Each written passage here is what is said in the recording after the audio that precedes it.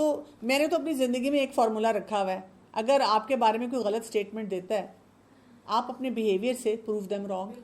اگر آپ اندر سے سوچتے ہیں میں ایسی نہیں ہوں، پروو دیم رانگ. آپ اگر پروو نہیں کریں گے تو آپ کا اپنا نقصان ہے. اور میں لوگوں کو بھی یہ کہتی ہوں کہ اگر آپ کے بارے میں کسی نے کوئی غلط بیانی کر دی ہے، پروو دیم رانگ.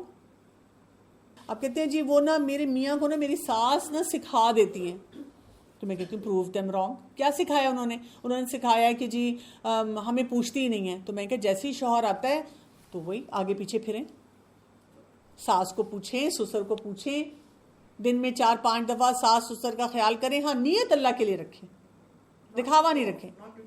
نیت اللہ کے لیے رکھیں کہ میں اللہ کی خاطر، اپنا گھر کی خاطر، اپنے شوہر، اپنے سسرال والوں سے اچھے تعلقات رکھنے کی خاطر یہ کر رہی ہوں.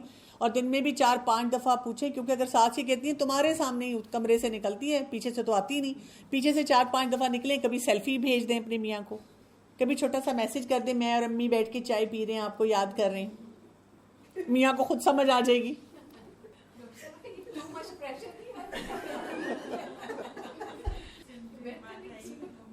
بادام کھانے پڑیں گے نا، ذرا اپنے دماغ کو روشن کرنا پڑے گا. بس آپ دیکھیں بزرگ خوش ہو جاتے ہیں. اچھا ہم کیا کہتے ہیں اسی باتوں پہ؟ ہم کہتے ہیں جیسے مجھے چلاکیاں نہیں آتی، ہوشیاریاں نہیں آتی. تو میں کہتی ہوں نہیں، آپ بے وقوف ہیں. یہ چلاکی ہوشیاری نہیں ہے، یہ وزڈم ہے، یہ حکمت ہے کہ آپ بزرگوں کا خیال رکھ رہے ہیں، آپ بڑوں کا احساس کر رہے ہیں، آپ کا شوہر آپ سے خوش ہو رہا ہے، آپ تمام معاملات ٹھیک کر رہے ہیں. بیسیکلی ہم اپنے جب پیرنٹس کے ساتھ رہتے ہیں نا تو وی ویری ویل پروٹیکٹڈ، اور وہاں پہ ہمیں یہ سچویشنز ہمارے پیرنٹس ڈیل کر رہے ہوتے ہیں. تو جب ہمیں وہ شادی کے بعد ایک دم سے خود ڈیل کرنا پڑتا ہے نا تو پھر ہم گھبرا جاتے ہیں. آپ یہ دیکھیں کہ اللہ کی مدد آئے گی. ایک تو یہ کہ آزمائشیں آئیں گی، جب بھی ہم دین کو جتنا زیادہ فالو کریں گے نا اتنی بڑی آزمائش آتی ہے. لیکن یہ کہ وہ آپ کا جیسے جیسے آپ دین سیکھتے جاتے ہیں نا آپ کا میچورٹی لیول بھی ہائی ہو جاتا ہے. جیسے آپ دیکھیں پریپ کلاس کا ایگزام، 1 کلاس کا ایگزام اور پی ایچ ڈی کا ایگزام، ان میں زمین آسمان کا فرق ہے نا. تو آپ اس چیز کے لیے پریپیئر بھی ہوتے ہیں. لیکن ڈس اپوائنٹ ہونا، دین سے ڈس اپوائنٹ ہونا، اللہ سے ڈس اپوائنٹ ہونا، آزمائش مانگنی نہیں چاہیے. کبھی نہیں کہنا چاہیے اللہ تعالیٰ مجھے آزما لیں. لیکن جب آزمائش آئے تو اس میں آپ نے کیا کرنا ہے؟ یاد رکھنا ہے اللہ کی مدد قریب ہے. اور ہم سے پہلے لوگ بہت زیادہ آزمائی گئے ہیں. ہماری آزمائشیں تو بہت چھوٹی چھوٹی ہیں، ہمارے دل ہی اتنے چھوٹے ہیں، اسی لیے اللہ تعالیٰ نے ہماری آزمائشیں بڑی نہیں رکھی. لیکن کچھ لوگ ہوتے ہیں، آپ دیکھیں کئی لوگوں کو میں جانتی ہوں کہ واقعی جب آپ ان کی تکالیف سنتے ہیں تو پریشان ہو جاتے ہیں. ان کی زندگی میں رشتوں کے مسئلے ہیں، ان فائنینسز کے مسئلے ہیں، ایجوکیشن کے مسئلے ہیں، اپنی مینٹل ہیلتھ کے مسئلے ہیں، جن لوگوں کے ساتھ رہ رہے ہیں ان کے مینٹل ہیلتھ کے مسئلے ہیں. اتنے وہ جکڑے ہوئے ہوتے ہیں. تو واقعی ان کا سن کے نا آپ کہتے ہیں یا اللہ مجھے معاف کرنا، میں اپنی کن باتوں پہ رو رہی ہوں، کن باتوں پہ پریشان ہوں. ہیں لوگ ایسے، یہ نہیں ہم کہہ سکتے کہ ہر ایک کا کوئی چھوٹا مسئلہ ہے. بڑی بڑی بیماری ہیں، ایک بیماری ختم نہیں دوسری بیماری ہے، چائلڈہڈ ابیوز ہے، سیکشل ابیوز ہے، اور پتہ نہیں کیا کیا گمبھیر قسم کی سچویشنز ہیں. لیکن ان سب معاملات میں یہ بات یاد رکھنی ہے اللہ کی مدد ہے. مجھے تو یہ لگتا ہے ایکچولی کہ اس میں یہ ہے کہ آپ کو دنیا میں بھی آزمائشیں تو آتی ہی جانی. It's not like if you don't follow then you are going to stop every day. بالکل ایسے ہی ہے. تو you have to then gives you solution for that and inner peace. صحیح ایسے ہی ہے کہ ہمارا دین ہمیں تمام معاملات میں آسانیاں بھی دیتا ہے، بس وہ آسانیاں جو ہے نا وہ دیکھنی بہت زیادہ ضروری ہیں. آیت نمبر 215 پہ آ جائیں. یسألونک ماذا ینفقون، وہ سوال کرتے ہیں آپ سے کیا کچھ خرچ کریں. اب آپ کو نا یہ سوال کبھی کوشش کرنی چاہیے کہ آپ قرآن جب پڑھتے ہیں نا تو جو سوالات صحابہ کرام پوچھا کرتے تھے ان کی لسٹ بنائیں کہ کتنے کنسٹرکٹیو کوشچنز تھے. اچھا آپ کرنے کا کام کیا ہے؟ خرچ کہاں پہ کیا جائے؟ قُلْ مَا أَنفَقْتُم مِّن خَيْرٍ فَلِلْوَالِدَيْنِ وَالْأَقْرَبِينَ وَالْيَتَامَى وَالْمَسَاكِينَ وَابْنِ السَّبِيلِ. تو کہہ دیجئے جو خرچ کرو تم مال میں سے. اب لسٹ ہمیں دے دی گئی. سب سے پہلے کیا؟ یہ نفلی صدقات کی بات ہو رہی ہے. کیوں؟ اس لیے کہ یہاں والدین کا ذکر آیا. تو والدین کو ہم زکوٰۃ تو نہیں دیتے نا، تو یہاں پہ والدین کا ذکر ایسے پتہ چل رہا ہے کہ نفلی صدقات کی بات ہو رہی ہے. تو سب سے پہلے والدین کو دیں. اچھا ہمیں نا بچپن سے عادت ہوتی ہے والدین سے لینے کی. وہ اتنا انڈرسٹوڈ ہوتا ہے کہ کہہ دیا امی یہ دے دیں، ابو یہ دے دیں، اور امی ابو دیتے ہی جا رہے ہیں اور ان کا دل بھی بڑا ہوتا ہے. ہم اپنے کاموں میں لگے رہتے ہیں، ہم ان کو دیتے ہوئے سوچتے ہیں ان کو کیا دیں. اچھا ہمیں اتنا سوچنا پڑتا ہے. یعنی میری کلازٹ بھری ہوئی ہے نا, تو میری امی نہیں سوچیں گی کہ میری بیٹی کی کلازٹ بھری ہوئی ہے, وہ پھر لا کے جوڑا دے دیں گی سیزن کا, یہ پہن لو. لیکن میں سوچوں گی کہ امی کے پاس تو اتنے کپڑے ہیں, امی کو تو شاید ضرورت ہی نہیں ہے. تو this is not about material thing. ہاں کہیں کہیں پہ والدین کو مٹیریل بھی کچھ چاہیے ہوتی ہے, ہیلپ چاہیے ہوتی ہے, جیسے اسپیشلی وہ اولڈ ایج میں آ جاتے ہیں. لیکن اصل چیز کیا ہے کہ ایک گیونگ ایٹیچیوڈ, ایک کنسرن, ایک وہ جسے کہتے ہیں پرائرٹائز کرنا ان کو اپنی لائف میں, جس پہ ہم خرچ کرتے ہیں نا, تو دیٹ مینس کہ ہماری پرائرٹی ہے. فرینڈ کی ہمیں کیسے برتھ ڈیز یاد ہیں, ایونٹس یاد ہیں, گفٹ دینا یاد ہے, کتنی پلاننگ ہے. اور اکثر لڑکیاں جب ینگ ہوتی ہیں میں ان کو کہتی ہوں کہ آپ لوگ کتنی دفعہ اپنی مدرس کو ایسے کہہ دیتے ہیں, امی کیا آپ تو یہ بھی نہیں پہنتی, تو آپ تو یہ بھی نہیں کرتی, اور یہ ٹھیک نہیں اور وہ ٹھیک نہیں. لیکن ہم یہ نہیں دیکھتے کہ وہ پیسے بچا بچا کے ہم پہ انویسٹ کر رہے ہیں. تو ماں باپ کو دینا اور خوشی سے دینا, مختلف موقع ڈھونڈنا کہ ہم ان کو دیں. اس میں صرف منی آ جاتا ہے کہ ہم کہہ سکتے ہیں ماں باپ کو ٹائم بھی دیں, ہر چیز, مطلب اس میں ٹینجیبل انٹینجیبل دونوں چیزیں آئیں گی, ٹھیک ہے. لیکن ٹینجیبل بھی دینا چاہیے, ان کے پسند کے کھانے بنا دینا, ان کو اپنے فرینڈس کی طرف لے جانا. ڈپینڈ کرے گا نا ان کی ایج کیا ہے, ان کی لمیٹیشنز کیا ہیں, ہم ان کے لیے کیا کر سکتے ہیں. یہاں تک دیکھیں کہ ہمیں بتایا گیا کہ اگر ان میں سے کوئی فوت ہو گیا ہے تو اب ان کے جو رشتہ دار یا ان کے دوست احباب ہیں ان کا خیال رکھا جائے, ان سے تعلق بنایا جائے, ٹھیک ہے, ان کو اس طرح سے ٹریٹ کیا جائے. اور پھر جو قرابت دار, جو قریبی رشتہ دار ہیں جن سے ہم ملنا ہی نہیں چاہتے. آج کل آپ دیکھیں ہمارے لیے تو یہ بہت بڑا چیلنج بن گیا. یعنی میں جب جوان تھی تو ہمارا بھی دل نہیں چاہتا تھا جب کسی ریلیٹیو کے گھر جانا ہے, امی کیا کریں گے, چھوڑیں یہ وہ. لیکن ایک ڈنڈا آتا تھا, آواز آتی تھی کہ تم نے سوچ بھی کیسے لیا, چاہے تمہارے ساتھ کے وہاں کزنز ہیں نہیں ہیں, تم بور ہوتے ہو, محلے میں جانا پڑتا ہے, نیچے بیٹھنا پڑتا ہے, عام سادہ کھانا پڑتا ہے, لیکن رشتہ داری نبھانی ہے, چلو اٹھو. اور ہم بس پھر وہ بس منہ تھوڑا سا بناتے تھے, پھر وہاں چلے جاتے تھے, مزہ بھی آتا تھا اور مل بھی لیتے تھے, سب رشتہ داروں کا پتہ بھی ہوتا تھا. لیکن اب جیسے جیسے وقت گزرتا جا رہا ہے تو کیا ہو رہا ہے, بچے کہتے ہیں نہیں میں نہیں جانا, میری اسائنمنٹس ہیں, بڑا آسان کام ہے کہہ دینا, آئی ایم بزی, میرے سر میں درد ہے, اور میں نے ابھی وہ فلاں کام کرنا ہے, میری تو آن لائن یہ کلاس ہے, میٹنگ ہے. تو ماں باپ بھی کہتے ہیں اچھا ابھی اب کتنا ان کو انسسٹ کریں, پھر ہم نے اسٹیٹس بھی دیکھنا ہے, پھر ہماری کمپیٹیبلٹی کتنی ہے. اور اسی وجہ سے کیا ہو رہا ہے, ہمارے سوشل سکل زیرو پہ آتے جا رہے ہیں. ہم جب مل ہی نہیں رہے, ہم صرف ان سے مل رہے ہیں جن سے ہمارے تعلقات بہت اچھے ہیں یا جن سے ہم ملنا چاہ رہے ہیں. تو سوشل سکلز کے لیے تو آپ کو ان لوگوں کے ساتھ بھی بیٹھنا ہوگا جن کو آپ جانتے نہیں ہیں, جن سے آپ کو بات چیت نہیں کرنی آتی, تاکہ آپ اپنے آپ کو ڈیولپ کر سکیں. تو پھر کیا ہے, قرابت دار, پھر یتامہ, پھر وہ نیڈی لوگ آ گئے جو اپنا رائٹ نہیں لے سکتے. مساکین میں کون آ جائے گا, جسے سفید پوش کہتے ہیں. ایک سال مجھے یاد ہے کہ جب عید الاضحیٰ تھی تو میں نے اس پہ کہا کہ میں ایسے کرتی ہوں کہ جو یہ ہے نا سفید پوش, ان کو گوشت پہنچاتی ہوں, اور اسی طرح کوئی اگر زکوٰۃ دینی ان کو دیتی ہوں. آپ کو پتہ ہے فیملی میں تو جس کو آپ جانتے ہیں ان کو تو آپ دے دیتے ہیں, لیکن ادروائز آپ کو ڈھونڈنا اتنا مشکل لگتا ہے, اس لیے کہ ہر تھوڑی دیر بعد بیل ہوتی ہے یا کوئی بتاتا ہے کہ وہ مانگنے والا آیا ہوا ہے. لیکن جو واقعی ایسے لوگ ہیں جینوئنلی, جن کے گھر کتنے عرصے سے گوشت نہیں بنا ہوا, یا ان کو کوئی واقعی جینوئن نیڈ ہے, ان کے بچوں کی کوئی فی دینے والی ہے, کوئی ان کے اپنے بلز دینے والے ہیں, وہ سامنے ہی نہیں آتے. یعنی اس کے لیے مجھے اس بات سے تب یہ سمجھ آئی تھی کہ ان کے لیے بہت ایفرٹ کرنی پڑتی ہے. تو اللہ تعالیٰ چاہتے ہیں کہ بجائے اس کے کہ ہم فضول کاموں میں گھسے رہے ہیں, آج ڈرامہ کیسا چل رہا ہے اور اپنی زندگی کے ڈرامے ہمارے کیسے چل رہے ہیں, رشتوں میں ہم کیا کچھ کر رہے ہیں, لمبے لمبے فون ہر ایک کو کر رہے ہیں, واٹس ایپ پہ لگے ہوئے ہیں, لمبی لمبی باتیں, ٹک ٹاک ہے کہ وہ ختم ہی نہیں ہو رہا, ایک شارٹ دوسرا شارٹ دیکھتے جا رہے ہیں. ہمیں یہ کام کرنا ہے, ایکچولی رشتے نبھانا سیکھنا ہے. اور پھر کیا, وابن السبیل, اگر کوئی مسافر ہے, مسافروں کا آپ دیکھیں کتنا اللہ تعالیٰ رائٹ بتاتے ہیں, کیونکہ کئی دفعہ کوئی بڑا وہ امیر بھی ہو سکتا ہے, کہیں اسٹک ہو جاتا ہے. یہ ناردرن ایریاز میں ہمارے لوگ جاتے ہیں, لینڈ سلائڈز ہو جاتی ہیں, تو اس میں کئی دفعہ اب آپ نے نہیں اتنا سامان اپنے ساتھ رکھا, وہ مسافر ہیں.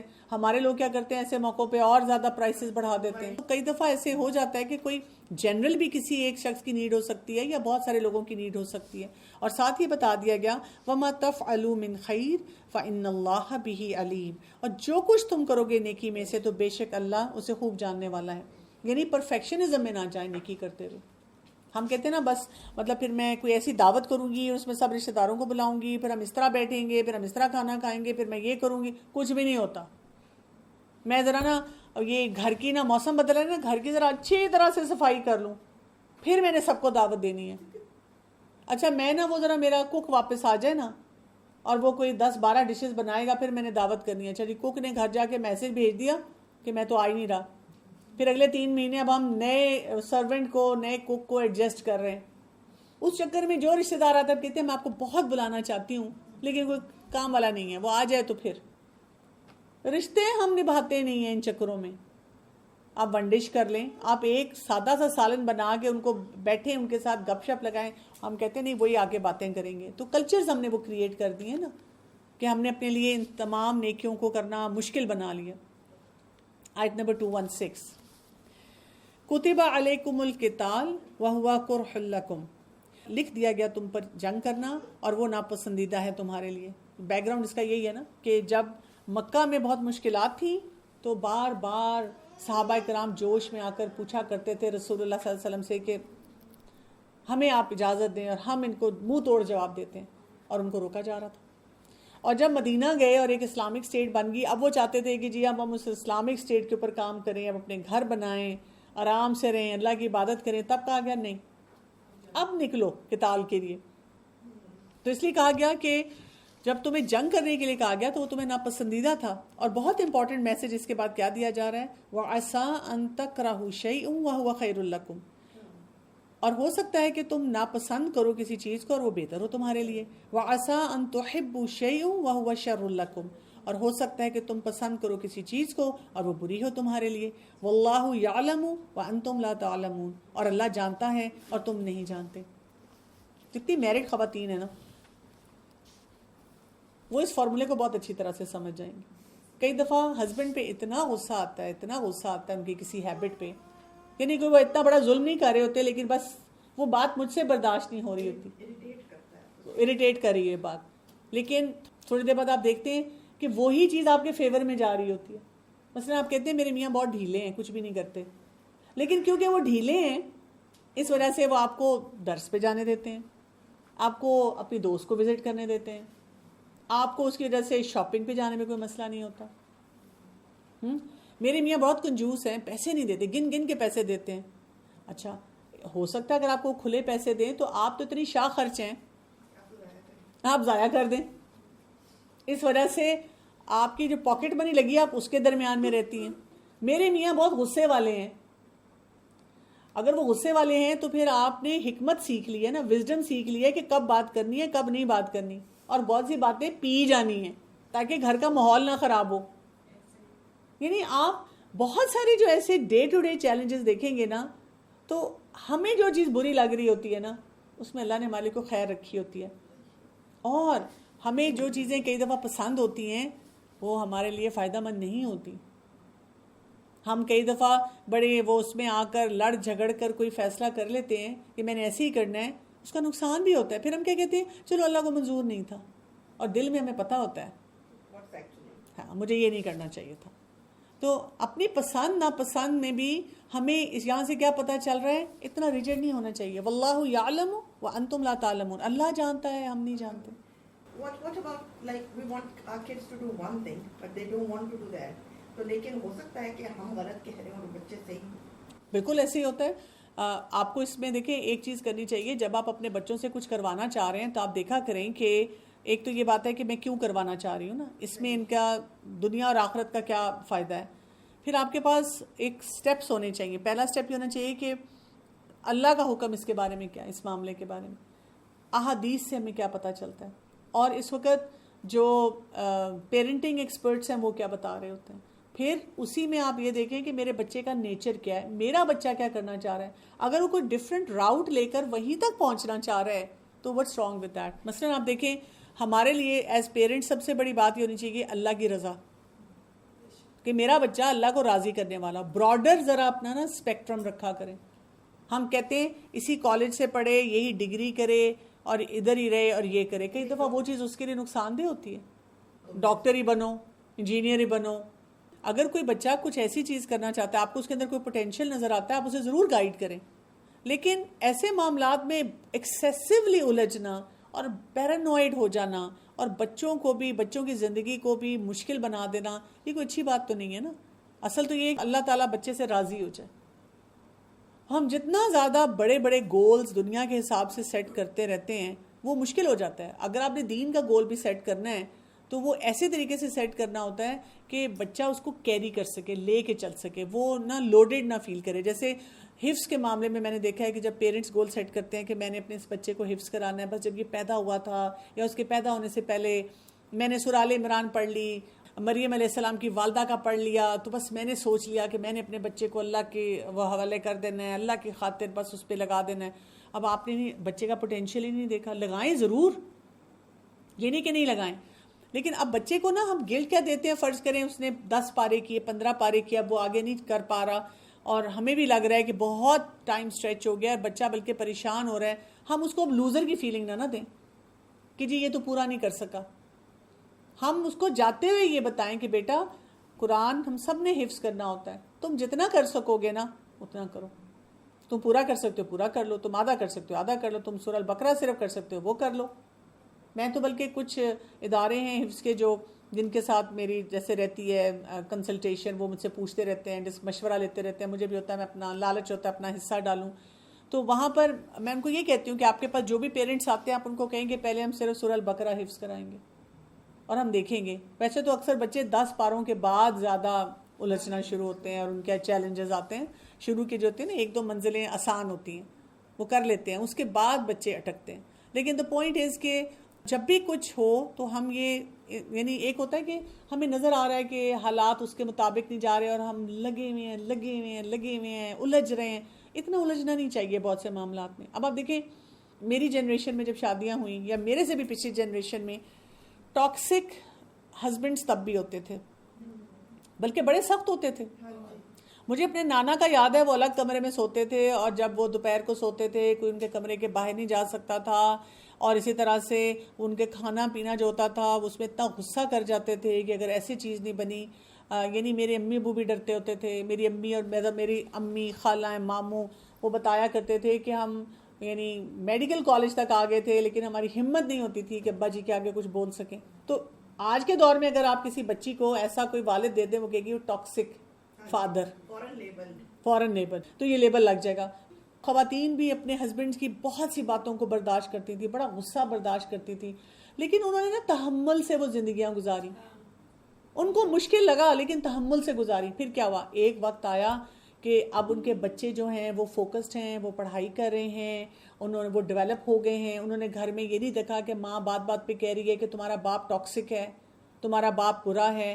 وہ باپ کی عزت ہی سکھا رہی ہے کہ باپ تمہارا عزت کے قابل ہے، دیکھو وہ کما کے لا رہا ہے، دیکھو وہ ہمیں سسٹین کر رہا ہے. بچے بھی با ادب ہیں، بچے بھی لحاظ کر رہے ہیں اور وہ گھر صحیح چل رہے ہیں. اور اب وہی خاتون یا وہی فادر جنہوں نے بڑی سٹرگل دیکھی اولڈ ایج میں آ کر وہ بھی ایک دوسرے کی عزت کر رہے ہیں کیونکہ انہوں نے ایک دوسرے پہ فنگر پوائنٹنگ نہیں کی. اور اب کیا ہوا کہ میں ایسی خواتین کو دیکھتی ہوں جنہوں نے بڑی ہمبل زندگی گزاری. اب ان کے بچے اتنے ڈیولپ ہو چکے ہیں، وہ کبھی کہیں جا رہی ہیں، دنیا میں کہیں پھر رہی ہیں اور بچے ان کو کیا کچھ مطلب ایک ریلیکسیشن دے رہے ہیں.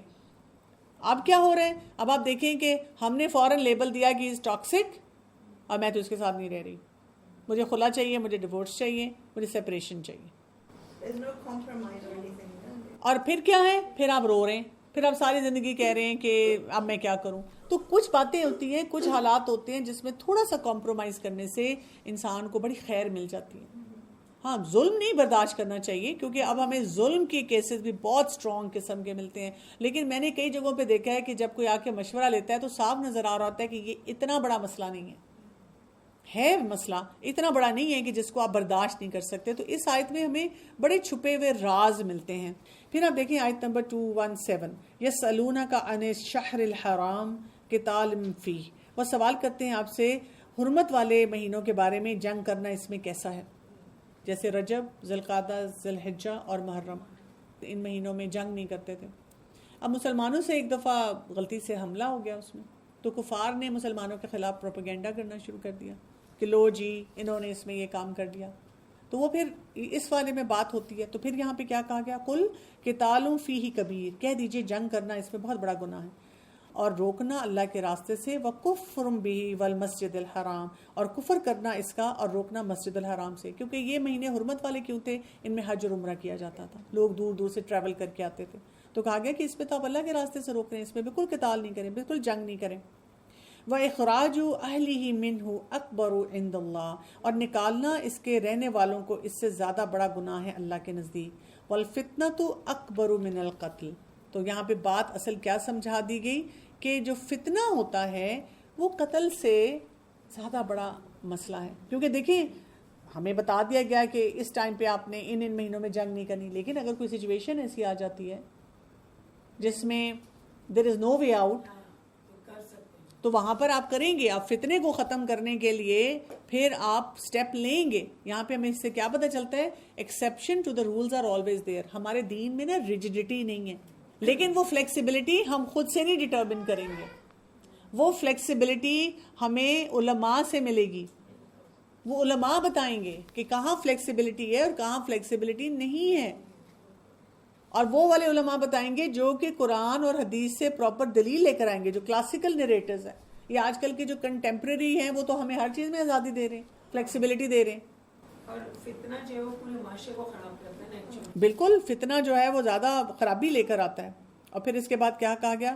وَلَا يَزَالُونَ يُقَاتِلُونَكُمْ، اور وہ ہمیشہ رہیں گے جنگ کرتے تم سے، حَتَّى يُرَدُّوكُمْ عَنْ دِينِكُمْ إِنِ اسْتَطَاعُوا، یہاں تک کہ وہ پھیر دیں تمہیں تمہارے دین سے اگر وہ استطاعت رکھیں. اصل بات کیا ہے؟ یہ ہے ان کا مسئلہ. یعنی ان کو یہ نہیں ہے کہ انہوں نے ہمیں ہرانا ہے یا وہ جیتنا ہے یا ان کو کوئی علاقہ چاہیے. بیسیکلی دا پرابلم از انہوں نے جنگ کیوں کرنی ہے؟ تاکہ وہ بس چاہتے ہیں کہ اسلام ختم ہو جائے، ہم دین سے ہٹ جائیں. وَمَن يَرْتَدِدْ مِنْكُمْ عَنْ دِينِهِ فَيَمُتْ وَهُوَ كَافِرٌ فَأُولَئِكَ حَبِطَتْ أَعْمَالُهُمْ فِي الدُّنْيَا وَالْآخِرَةِ وَأُولَئِكَ أَصْحَابُ النَّارِ هُمْ فِيهَا خَالِدُونَ. اور جو کوئی مرتد ہو گیا، وَمَن يَرْتَدْ، اور جو کوئی مرتد ہو گیا، پھر گیا دین سے، یعنی مسلمان تھا اور اب اس نے کہا ہے ایکس مسلم. آج کل آپ کو ایسے بچے بہت نظر آتے ہیں. ویسے تو مرتد کی ہمیں سزا بھی پتہ ہے کیا ہے؟ موت. اس کی سزا موت ہے. دوسرا آپ دیکھیں کہ مرتد کے اور بھی بہت سارے مسئلے مسائل، جیسے اس کو وراثت میں حصہ نہیں ملے گا، اس کا نکاح ٹوٹ جائے گا، اس کو مسلمانوں کے قبرستان میں نہیں دفنایا جائے گا.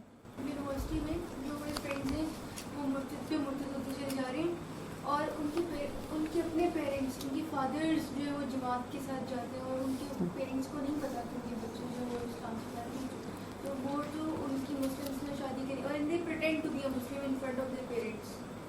ایکچولی بات یہ کہ اس کی اویئرنیس دینی چاہیے نا. جیسے کالج یونیورسٹی میں بہت سے ایسے بچے بچیاں ہیں جو کہ مرتد ہوتے جا رہے ہیں، تو ہمیں ان کو اویئرنیس دینی چاہیے کہ یہ جو آپ ڈیسیجن لے رہے ہیں یہ بہت بڑا ڈیسیجن ہے. ایکچولی پتہ ہے کہ ہمارا جو یوتھ ہے نا اس وقت اتنا ڈی ریلڈ ہے کہ جو بھی ایک کیچی نیو ٹرم ان کو گلٹری ٹرم نظر آتی ہے نا وہ بولنا ان کو کول لگتا ہے. جیسے آپس میں بات کرتے یہ بولنا کہ مجھے مینٹل ہیلتھ کا چیلنج ہے، میرے اندر سیلف ہارم کی ٹینڈنسی ہے، وہ ساری بیماریاں، مجھے ADHD ہے، یہ بتانا ان کو بڑا کول لگتا ہے. اسی طرح سے یہ کہنا کہ ہم ایکس مسلم، یہ بھی بات کہنا ان کو لگتا ہے کہ بہت آسان سی بات ہے. اسی لیے ایسے لوگوں کو ہمیشہ کہنا چاہیے کہ آپ ایک دفعہ پراپرلی نا قرآن پڑھ لیں، اور آپ قرآن پڑھ کے دیکھیں کہ یہ کتنی بڑی بات ہے جو آپ نے بولی ہے نا. اور دوسرا یہ کہ اگر ہمیں کوئی ایسے بچے ملتے ہیں تو ان کو حقارت سے نہیں دیکھنا، ہم نے ان سے پیار سے بات کرنی ہے اور ان کو دوبارہ دین کی طرف لے کر آنا ہے. ان سے اچھی طرح بات کریں، بحث مباحثہ نہیں کریں. ہم کیا کرتے ہیں کہ وہاں پہ جم جاتے ہیں، ہم کہتے ہیں کہ یہ ایسے ہے، اچھا وہ اپنی دلیل دے رہے ہیں، ہم اپنی دلیل دے رہے ہیں. یہ جو ری بٹلز ہوتے ہیں اس قسم کی باتوں میں نہیں پڑھنا چاہیے. ان سے بہت پیار سے، ان سے آپ نے اخلاق کے ساتھ رہیں، ان سے اچھی طرح بات کریں. May be they so some bad example, ان کے لیے دعا بھی کریں. اور اسی طرح سے ان کو یہ ضرور بتا دیں کہ یہ آپ اپنے ساتھ جسٹس نہیں کر رہے ہیں نا، کہ اگر آپ کر رہے ہیں اور دوسرا جہاں آپ کی شادی ہو رہی ہے، فرض کریں کہ آپ کے پیرنٹس بہت دیندار ہیں اور وہ آپ کے لیے ایک دیندار اسپاؤس چوز کرتے ہیں، تو آپ اس اسپاؤس کے ساتھ بھی کتنی زیادتی کریں. تو آپ یہ کریں کہ آپ اپنے دین کو پہلے سمجھ جائیں. یعنی ان سے باتوں میں پوچھنا چاہیے کہ why did you take a decision. اگر وہ آپ کو کسی بات پہ کہتے ہیں because my parents were very strict and rigid, تو بس میں آئی ایم ویری آف، تو آپ ان کو کہتے ہیں اچھا ایسے کریں آپ اس کی اونرشپ لے لیں. ایک دفعہ خود سے قرآن پڑھ لیں, خود سے سمجھ لیں, خود سے اللہ کو جاننے کی کوشش کریں. تو ایسے لوگوں کو ہمیشہ اس طرح سے بات جو ہے نا وہ بتانی چاہیے, ان کے دعا بہت زیادہ کرنی چاہیے. اور پھر کیا کہا گیا یہاں پر, یہی بات کہ اگر وہ پھر گئے دین سے اور اس حالت میں وہ مر جاتے ہیں تو وہ کافر ہیں.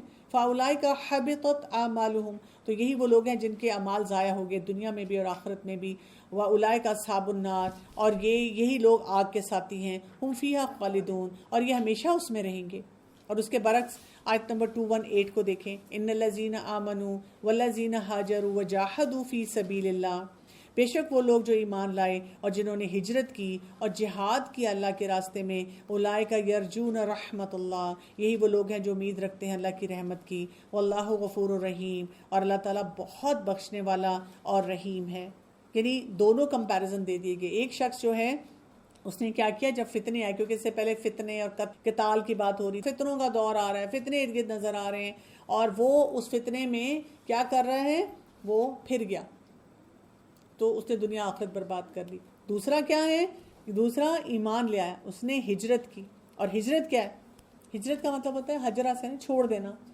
تو عام ہجرت بھی ہوتی ہے اور خاص ہجرت بھی ہوتی ہے. تو خاص ہجرت تو وہ تھی جو کہ رسول اللہ صلی اللہ علیہ وسلم نے کی تھی, جو فزیکل ہجرت تھی. اور ہمارے لیے عام ہجرت کیا ہوگی, گناہوں کو چھوڑ دینا, گناہوں سے نیکیوں کی طرف آنا. رسول اللہ صلی اللہ علیہ وسلم نے ایک حدیث میں فرمایا اصل ہجرت یہ ہے کہ اس کو چھوڑا جس کو اللہ نے ناپسند کیا. وہ بھی اتنا ہی مشکل کام ہے. جیسے آپ صلی اللہ علیہ وسلم کی جو ہجرت کا واقعہ ہم پڑھتے ہیں, آپ دیکھیں نا پیئر پریشر ہے آپ کے اوپر, آپ کی اپنی ڈیزائرز ہیں, شیطان ہے, پھر کئی دفعہ گھر والے کچھ اور چاہ رہے ہیں, آپ کے فرینڈز, آپ کو سوشل سرکلز, ان کی کنیکٹیوٹی, ہر چیز کے اوپر کمپرومائز کرنا پڑتا ہے. یہ کام ہے ہجرت کرنا, جہاد کرنا, اٹ موسٹ اسٹرگل کرنا اللہ کے راستے میں. اولئک یرجون رحمت اللہ, یہی لوگ امید رکھ سکتے ہیں اللہ کی رحمت کی. واللہ غفور الرحیم, اور یہاں پہ دیکھیں اللہ تعالیٰ کے کون سے نام آ رہے ہیں, غفور الرحیم. یعنی جب آپ یہ ساری ایفرٹس کر رہے ہوں گے تو آپ سے کچھ غلطیاں بھی ہوں گی, تو اللہ تعالیٰ ان کو معاف کر دے گا. آج ہم نے اپنے لیسن میں کون کون سے امپورٹنٹ پوائنٹس کور کیے, کیا کیا کرنے کے کام ہیں. خاص طور پہ یہ والی آیت جو ہے نا, آیت نمبر 216, ایبسولوٹس میں نہیں جانا. ہر چیز کو ہم برا سمجھنا شروع کر دیتے ہیں اور بعد میں ہم وہی باتیں اپنی جو چوائسیز کرتے ہیں انہی پہ پچھتانا شروع کر دیتے ہیں کہ میں نے یہ چوائس کر دی, مجھے یہ کام نہیں کرنا چاہیے تھا, یا مجھے اس کام کو اس طریقے سے لے کر چلنا چاہیے تھا. کئی فیصلے اللہ تعالیٰ کی طرف سے ہمارے لیے ہو جاتے ہیں تو اس میں بھی ہمیں خیر ڈھونڈنی چاہیے, ضرور فائدہ ہوتا ہے کسی نہ کسی طرح کا. تو ہم جب اس خیر کے مطابق چلیں گے نا تو پھر ہمارے اندر انر پیس جو ہے وہ بہت زیادہ بڑھے گا. بہت امپورٹنٹ سوال ہے آپ کا کہ مینٹل ہیلتھ کی بات کی تھی میں نے. یہ کہہ رہے ہیں کہ کئی لوگ کیا کرتے ہیں کہ اگر مینٹل ہیلتھ کا کوئی چیلنج رہا, مثلاً بچپن کا کوئی ٹراما تھا یا کچھ, تو وہ جوانی میں بھی ہر بات پہ اس کو ایکسکیوز بنا کے کیا کرتے ہیں, کہتے ہیں کہ جی کیونکہ میرے ساتھ تو یہ ظلم ہوا ہے تو اب میں نے اسی میں رہنا ہے. تو بات یہ کہ اگر بچپن میں ہمارے ساتھ کچھ ہوتا ہے تو اس کی ذمہ داری تو ہم پہ نہیں ہے, ہم مجبور بھی ہوتے ہیں, ہم بہت سی چیزوں کو مینیج بھی نہیں کر پاتے. لیکن ایک دفعہ جب آپ بالغ ہو جاتے ہیں اور بالغ ہونے کے ساتھ ساتھ آپ سیلف سسٹینڈ ہو جاتے ہیں, لیٹس سے ایک شخص نے ماسٹرز کر لیا, پی ایچ ڈی کر لی, اپنی لائف میں ادروائز گرو کر گیا, اچھی جاب ہے, اچھا بزنس ہے, اور اب بھی وہ جب اسے پوچھا جائے کہ جی آپ خوش کیوں نہیں رہتے, وہ کہتے ہیں کیونکہ وہ میں جب 5 سال کا تھا, 8 سال کا تھا, میرے ساتھ یہ ہوا. تو آپ اب کیوں نہیں اپنا علاج کروا رہے. اس بات کو اب نہ تو سائیکالوجسٹ مانتے ہیں, نہ سائیکائٹرسٹ مانتے ہیں, نہ لائف کوچز مانتے ہیں, اور نہ ہمارا دین مانتا ہے. تو آپ ان کو کہتے ہیں آپ اپنی ہیلنگ کریں, آپ اپنی ہیلنگ کریں, آپ اپنی گروتھ کے اوپر کام کریں. اور جب تک آپ یہ دونوں کام نہیں کریں گے تو آپ پرابلمس میں گھرے رہیں گے. اب آپ کو اپنی اکاؤنٹیبلٹی کرنی پڑے گی. چھپنے کی بات نہیں ہے, بات یہ ہوتی ہے کہ ہمارا جو برین ہوتا ہے نا, سب کانشیس مائنڈ ہوتا ہے, اس پہ وہ ٹراما بہت ڈیپلی امپیکٹ کرتا ہے. تو وہ جان کے نہیں کر رہا ہوتا, اس کا برین جو ہے نا اس کی وائرنگ ڈفرینٹ ہو جاتی ہے. مثلاً اگر اس نے گھر میں بہت زیادہ ابیوز دیکھا ہے. اب میرے پاس ایک بچی آئی تھی, مطلب وہ یونیورسٹی گوئنگ بچی ہے, اس کا ایک انسیڈنس تھا چائلڈہڈ ابیوز کا, اور اگر آپ اس کا سنیں تو کوئی اتنا بڑا ابیوز نہیں تھا, لیکن ابھی تک وہ کہتی ہے مجھے ایسے لگتا ہے کہ کسی دن بھی کچھ بھی میرے ساتھ ہو جائے گا, کیونکہ اس کی سیکیور اٹیچمنٹس نہیں ہیں.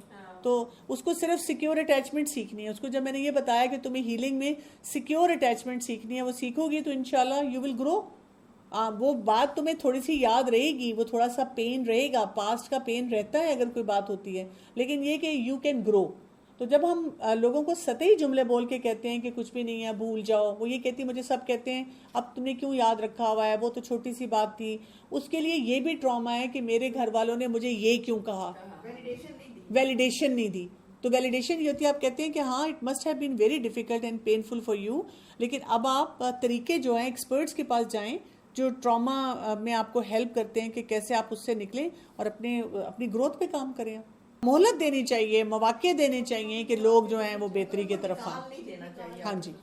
سبحانک اللہم و بحمدک اشہد ان لا الہ الا انت استغفرک و اتوب الیک. السلام علیکم و رحمۃ اللہ وبرکاتہ.